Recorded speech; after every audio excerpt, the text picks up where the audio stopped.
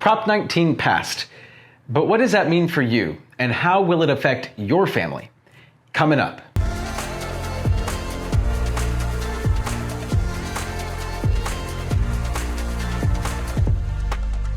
This is Danny Gould with the Selling Silicon Valley Group. Welcome everyone to another video. Before we get into Prop 19, if you're a home seller or you're thinking about selling your home in the Bay Area and you're planning on moving out, we all know that there's so much uncertainty with how to go about making that transition happen.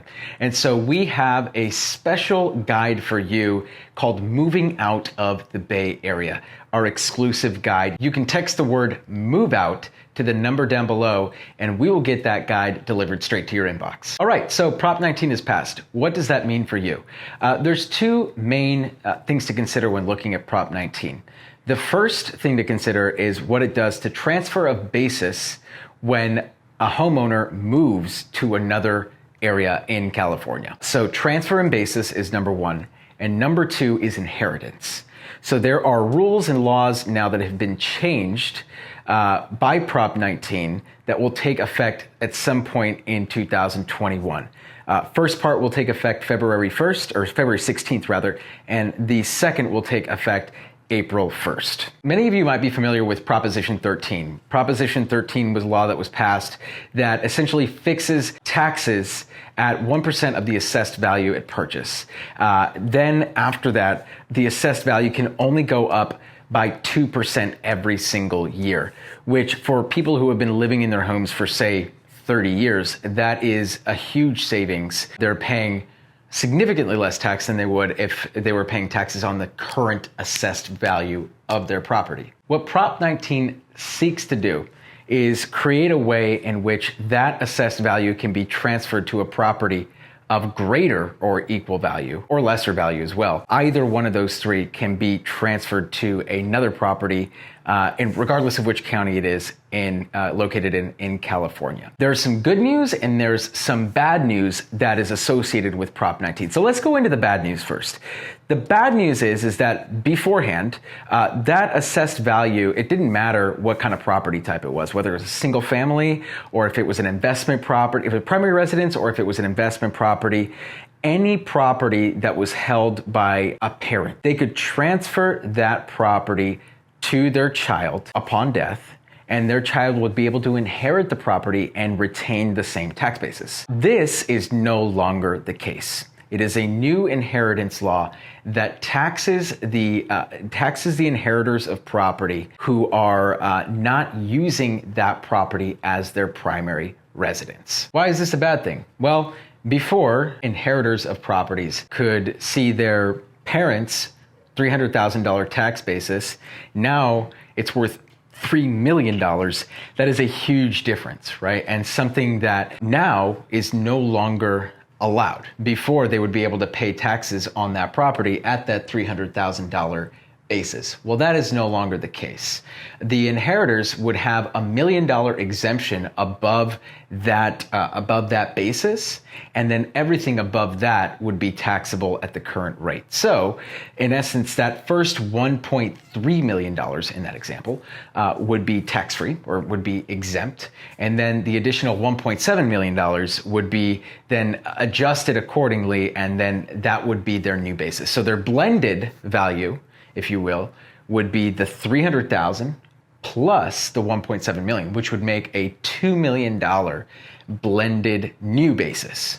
Now, keep in mind, this is only on properties that are not used as primary residences. So, if the parent leaves their property to the child in the same exact scenario that we just discussed, and the child then moves into that property as their primary residence, they can then declare that $300,000, or they could then keep that $300,000 basis as opposed to getting that step up to the $2 million. Now, inevitably, this is fairly consistent with laws that we've seen passed in California before, which inherently taxes the rich way more than it would any other sector or any other class, which is fine if that's what you're into. And I'm not here to make political statements, but clearly those who have more real estate to pass on to their children will be the most affected by this part of the new law. Now, that's the bad news.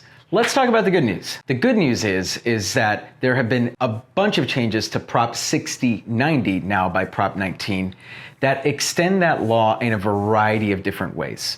First of all, it takes the age needed from 65 to 55. So now you only have to be 55 years old in order to transfer your tax basis. Number two, beforehand, you could take your tax basis one time and transfer it to a replacement property of equal or lesser value. Now you can do it for a total of 3 times for a property of any value. And if it's greater than the value of your current home, then you would take a blended value of that remaining amount of money, that delta. So let's say Sally and John just turned 55 years old. They bought their home in San Jose, California for $500,000 several years ago.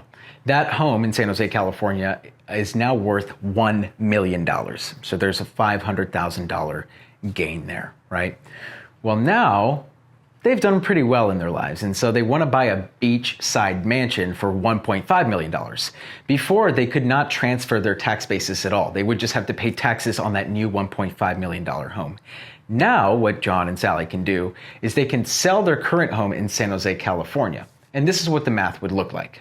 John and Sally could take a blended value of their new home and their old home. They would simply take the market value of their new property, which is $1.5 million, minus the market value of their exiting property, which is $1 million. John and Sally would take the market value of their new property in Santa Cruz, $1.5 million. They would then subtract from that the market value of their exiting property in San Jose, California, which is $1 million. That is $500,000. That is their new delta, right? Then they would add on top of that their current assessed value of their exiting property in San Jose, California, which is $500,000. So 500,000 plus 500,000 is $1 million. So they would go from $500,000 in assessed value to $1 million in value. Still a big raise, but it's way less than the $1.5 million in assessed value that they would have incurred if they were under the old law. As I had mentioned before, one of the key benefits of this new Prop 19 is that it applies to every county in California. Prior to Prop 19 passing, there were only a few select counties in California that allowed intertransfer between the counties. Everywhere else, you were SOL. And so, especially for people in Silicon Valley, in the San Francisco Bay Area, that have made a lot of equity in their property, but still maintain a very low tax basis, this is a wonderful opportunity for you to take that money, to take the money that you've made, put it in another property, and still hold on to at least part of that basis, part of that assessed value, or all of it if you're buying a property that's less than the current market value of your exiting property. As you can see, there are various pros and cons to Proposition 19.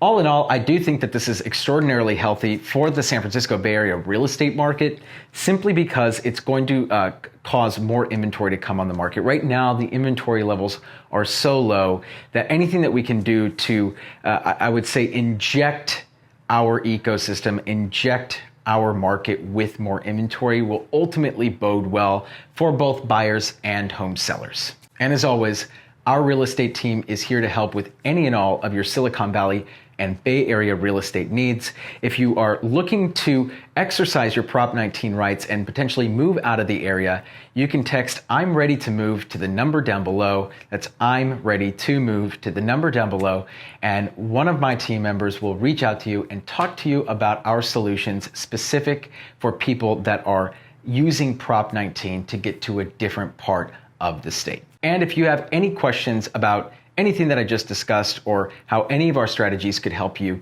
you can always email me at the email down below with your questions, and I will reach out to you and get back to you in no time. This is Danny Gould, everyone, with the Selling Silicon Valley Group, and I will catch all of you in the next video.